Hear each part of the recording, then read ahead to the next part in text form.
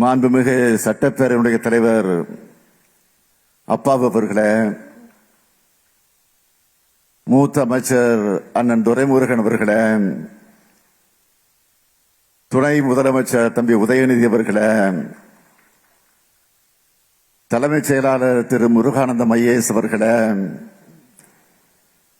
திரு குன்றக்குடி பொன்னமல் அடிகளார் அவர்களே, மதிப்பிற்குரிய கவி பேரரசு வைரமுத்து அவர்களே, மாண்புமிகு அமைச்சர் பெருமக்களே, நாடாளுமன்ற சட்டமன்ற உறுப்பினர்களே, அரசு உயர் அலுவலர்களே, நன்றி உரை ஆற்றிருக்கக்கூடிய மாவட்ட ஆட்சியர் அழகு மீனா அவர்களே, நேற்று நடைபெற்ற பட்டிமன்றம், இன்று நடைபெற உள்ள கருத்தரங்கம் ஆகியவற்றில் பங்கேற்கும் தமிழறிஞர்களே, எழுத்தாளர்களே, குரலாசான் வழிநடக்கும் குரல் தொண்டர்களே, என் கண்ணின் மணிகளாம் மாணவ செல்வங்களே, உங்கள் அனைவருக்கும் எனது தமிழ் வணக்கம். முக்கடல் சூடும் குமரி முனையில் முப்பால் புலவர் வள்ளுவருக்கு முத்தமிழறிஞர் வைத்த சிலையினை போற்றக்கூடிய வகையில் வெள்ளி விழாவை திராவிட ஆட்சியில் நான் நடத்தி வைக்கிறதுல மகிழ்ச்சி அடைகிறேன், பெருமைப்படுகிறேன், பூரிப்படைகிறேன். இன்னும் சொல்லணும்னா, என் வாழ்நாளில் சிறந்த நாளாக தமிழின் பெருமையை, குரலின் அருமையை இளைய தலைமுறைக்கு கொண்டு செல்லும் கடமையை நிறைவேற்றியதாக நான் மகிழ்ச்சி அடைகிறேன். இந்த சிலையை திறந்து வைக்கிற நம்முடைய பொத்தானை அழுத்தக்கூடிய நம்முடைய தலைவர் கலைஞர் அவர்கள் அழுத்தினப்போ சொன்னார், தன்னுடைய உடல் நடுங்கினதாக தலைவர் கலைஞர் சொன்னார். ஏன்னா அந்த அளவுக்கு உணர்ச்சி பெருக்கில் அவர் இருந்தார். வான்புகழ் வள்ளுவருக்கு வானுயிர சிலமைக்க என்பது அவருடைய நெடுங்கனவு. அந்த கனவு நனவான மகிழ்ச்சி அவருக்கு அந்த உணர்வை தந்துச்சு. இன்றைக்கு இந்த சிலையோட வெள்ளி விழாவை நடத்தும் போது எனக்குள்ள பெருமை இன்றைக்கு ஏற்பட்டுக் கொண்டிருக்கிறது. எவ்வளவு பெரிய சாதனையை செஞ்சுட்டு நமக்கு இப்படி ஒரு வரலாற்று வாய்ப்பை தலைவர் கலைஞர் அவர்கள் உருவாக்கி தந்துட்டு போயிருக்கிறார் என்ற எண்ணம் தான் இந்த பெருமைக்கு காரணம். பொதுவா குடும்பங்கள்ல சாதாரணமாக கேட்பாங்க, உன் அப்பா என்ன வச்சுட்டு போனாருன்னு கேட்பாங்க. என்ன கேட்டா, தமிழ்நாடு தொடங்குற இந்த குமரி முனையில வள்ளுவர் சிலையை தொடங்கி தலைவர் கலைஞர் செஞ்ச சாதனைகளை சொல்லிக்கிட்டே போகலாம். இதெல்லாம் தனிப்பட்ட ஸ்டாலினுக்காக செஞ்சாரா? இல்ல. அப்ப யாருக்காக செஞ்சாரு? தமிழ்நாட்டுக்கும் தமிழுக்கும் தமிழத்துக்கும் உருவாக்கி கொடுத்த சொத்துக்கள் இதெல்லாம். என்னை பொறுத்தவரையில் அவர் வழியில் இந்த நாட்டுக்கும் நாட்டு மக்களுக்கு தமிழுக்கும் உழைக்கிறது தான் என்னுடைய வாழ்நாள் கடமை. திருவள்ளுவர் சிலை அமைச்சு 25 ஆண்டுகள் ஆகிடுச்சுன்னு சொன்னதும் அதுக்கு பெரிய விழா நடத்தணும்னு நான் சொன்னேன். சில அதி மதாதிபதிகள் உடனே சொன்னாங்க, ஒரு சிலை அமைச்சதுக்கு எதுக்கு விழா நடத்தணும்னு கேட்க தொடங்கினாங்க. அவங்க கேள்வியில அர்த்தம் கிடையாது, ஆனா உள்ளர்த்தம் இருக்கு. அவங்களுக்கு பதிலுக்கு பதில் சொல்ல தேவையில்லை. ஆனா நான் உங்களுக்கு சொல்லிக்கொள்ள விரும்புவது, திருவள்ளுவர் தமிழர்களுக்கு இருக்கக்கூடிய உலக அடையாளம், திருக்குறள் தமிழர்களுடைய பண்பாட்டு அடையாளம். அதனால கொண்டாடுகிறோம், கொண்டாடுவோம், கொண்டாடிக்கிட்டே இருப்போம். இன்று நடைபெறுவது 50 விழா. ஐயன் திருவள்ளுவர் சிலை வெள்ளி விழா.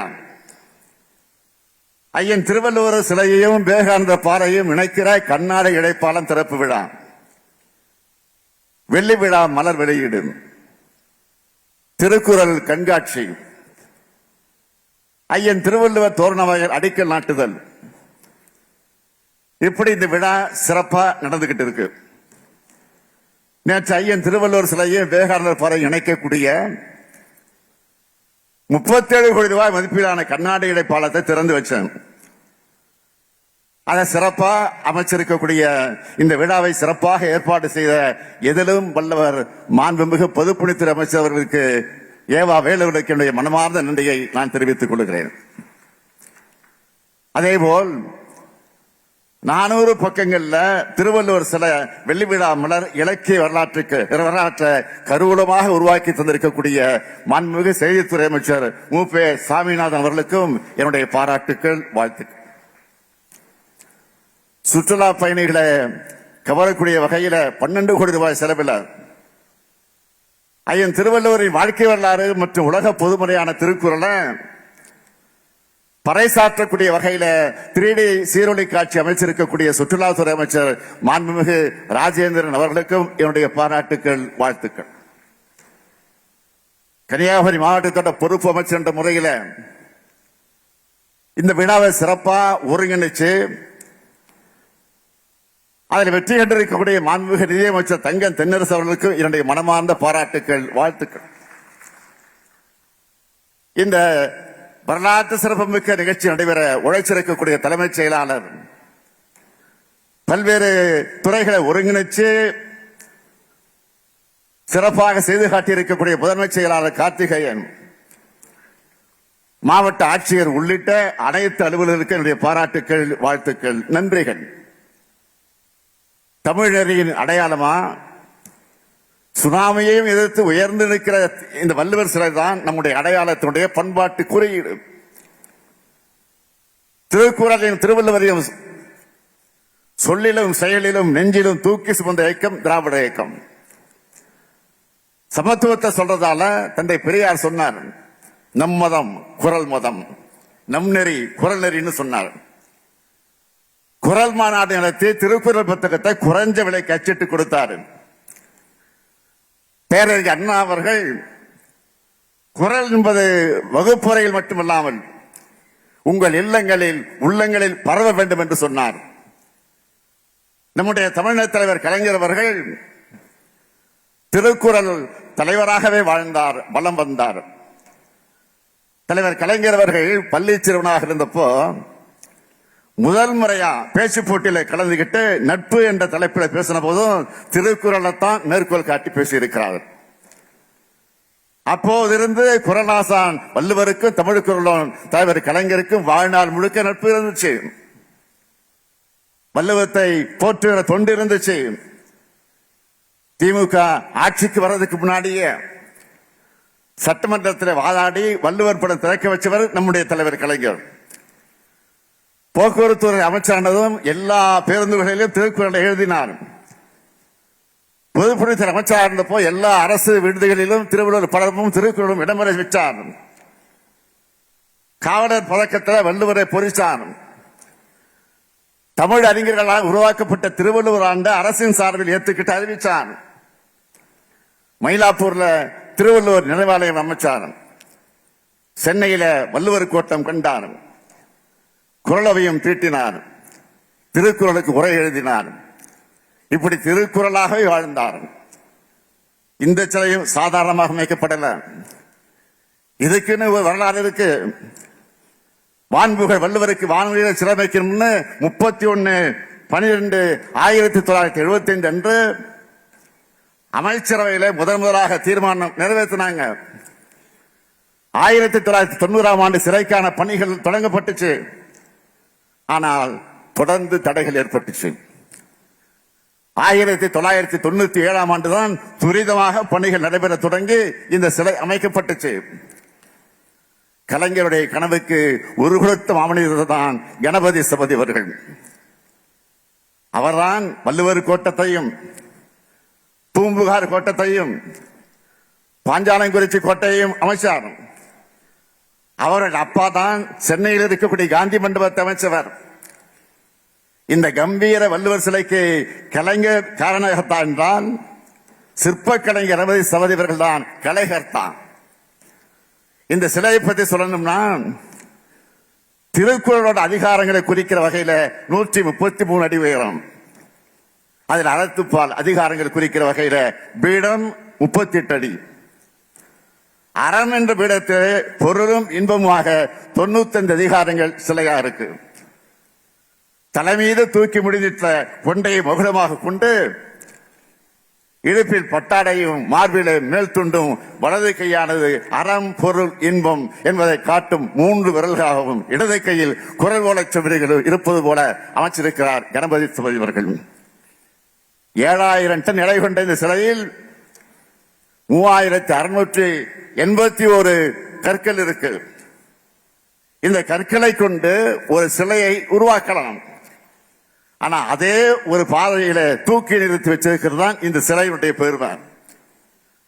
133 அடிக்கு சிலை வைக்க 180 அடிக்கு சாரம் கட்டி இது அமைச்சாங்க. 500 சிற்பிகள் இந்த பணியில ஈடுபடுத்தப்பட்டாங்க.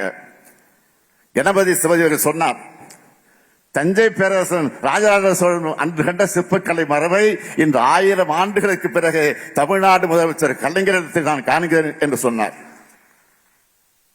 தஞ்சை பெரிய கோயிலை வடிவமைச்ச குஞ்சரமல்லனின் வம்சத்தை சேர்ந்தவன் தான் கணபதி சிவாஜி அவர்கள். சிற்பியாம் கலைஞரும் கற்சிற்பியாம் கணபதி சிலையும் சேர்ந்து உலக வாழ்க்கை சிற்பியாம் வள்ளுவதற்காக உருவாக்கின சிலைக்கு நாம வெள்ளி விழா கொண்டாடிட்டு இருக்கோம். இந்த திருக்குறள் விழாவை முன்னிட்டு சில அறிவிப்புகளை நான் வெளியிட விரும்புகிறேன். முக்கடல் சூடும் குமரி முனையில் இங்கிருந்து சுற்றுலா பயணிகள் அனைவரும் ஐயன் திருவள்ளுவர் சிலையை சென்றடைய பயனடைவதற்காக படகு சவாரி வசதியை மேம்படுத்துவதற்காக 3 புதிய பயணியர் படகுகள் வாங்கப்படும். முதல் படகுக்கு தியாகத்தின் உருவாகி தொண்டின் கருவாகி தமிழ்நாட்டின் வளர்ச்சி அடித்தளமிட்ட பெருந்தலைவர் காமராஜர் பெயரும், 2ஆம் படகுக்கு தென்குமரியை தமிழ்நாட்டுடன் இணைக்க வலியுறுத்தி போராடி சாதனை படைத்த சாதனையாளர் மார்ஷல் நேசமணி பெயரும், 3ஆம் படகுக்கு கனடாவில் பிறந்தாலும் கண்ணீர் தமிழ் வளர்த்து வரும் திருக்குறளை மொழிபெயர்த்தும் தமிழ் இலக்கண நூலை எழுதியும் அழியா படைப்புகள் அளித்த ஜியு போப் பெயரும் என 3 பெயர்களும் அந்த படகுகளுக்கு சூட்டப்படும். 2வது அறிவிப்பு, ஒவ்வொரு மாவட்டத்துக்கும் திருக்குறள்ல ஆர்வமும் புலமை மிக்க ஆசிரியர்கள் பயிற்றுநர்கள் தேர்வு செய்யப்பட்டு அவங்களுக்கு பயிற்சி வழங்கி மாவட்டந்தோறும் தொடர் பயிலரங்குகள் பயிற்சி வகுப்புகள் நடத்தப்படும். திருக்குறள் திருப்பணிகள் தொடர்ந்து நடைபெறும் திட்டம் வகுக்கப்படும். இதுக்காக ஆண்டுக்கு மாவட்டம் ஒன்றுக்கு 3 லட்சம் ரூபாய் வழங்கப்படும். 3வது அறிவிப்பு, ஆண்டுக்கு 133 உயர்கல்வி நிறுவனங்கள்ல திருக்குறள் தொடர்பான கலை இலக்கிய அறிவுசார் போட்டிகள் மற்றும் கருத்தரங்குகள் நடத்த திட்டமிடப்படும். 4வது அறிவிப்பு, ஒவ்வொரு ஆண்டும் டிசம்பர் கடைசி வாரம் குறள் வாரம் கொண்டாடப்படும். 5வது அறிவிப்பு, தமிழ் திறனை தேர்வில் வெற்றி பெற்ற மாணவர்களுக்கான திருக்குறள் மாணவர் மாநாடு ஆண்டுதோறும் நடத்தப்படும். 6வது அறிவிப்பு, திருக்குறளும் உரையும் அரசு அலுவலகங்களில் எழுதப்படுறது போல தனியார் நிறுவனங்கள் எழுதுவதற்கு ஊக்குவிக்க உரிய முயற்சிகள் மேற்கொள்ளப்படும். இதோடு சேர்த்து குமரிக்கு வந்துட்டு இந்த பகுதியில் அறிவிப்பு செய்யாம நான் இருக்க முடியாது. தமிழ்நாட்டோட தென்கோடியில் அமைந்திருக்கிறது மட்டும் இல்லாம வள்ளுவர் சிலையால சிறப்பு பெற்றிருக்கக்கூடிய சுற்றுலா பயணிகள் இருக்கக்கூடிய வகையில கன்னியாகுமரியுடைய பேரூராட்சி நகராட்சியாக தரம் உயர்த்தப்படும். பேரறிஞர் சிலையாக இருக்கக்கூடிய வள்ளுவர் சிலையின இந்த வெள்ளி விழாவில் நான் மறுபடியும் சொல்றேன், திருவள்ளுவர் வெறும் சிலை அல்ல, திருக்குறள் வெறும் நூல் அல்ல, நம்ம வாழ்க்கைக்கான வாழும் கிடையமும். அது நம்மை காக்கும், நம்மை அழைக்க வரக்கூடிய தீமைகளை தடுக்கும், நம்மை மட்டுமல்ல காவி சாயம் பூச நினைக்கிற தீய எண்ணங்களையும் விரட்டி அடிக்கும். தனி மனிதர் முதல் அரசு வரைக்கும் நீதிநெறி சொன்னவர் நம்முடைய வள்ளுவர் அவர்கள். நாம் செய்ய வேண்டியது பள்ளிகள்ல கல்லூரிகள்ல அரசு அலுவலகங்கள்ல திருக்குறளை இன்னும் அதிகமாக இடம்பெற செய்யணும்.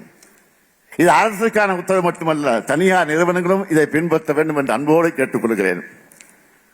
வள்ளுவம் வாழ்வியல் நெறியாக மாறட்டும், சமுதாயம் குரல் சமுதாயமாக மலரட்டும். வாழ்க கலைஞரின் புகழ், வாழ்க குரலின் புகழ். அனைவருக்கும் ஆங்கில புத்தாண்டு மற்றும் தமிழர் பொங்கல் திருநாளை சொல்லி நான் விடைபெறுகிறேன். நன்றி, வணக்கம்.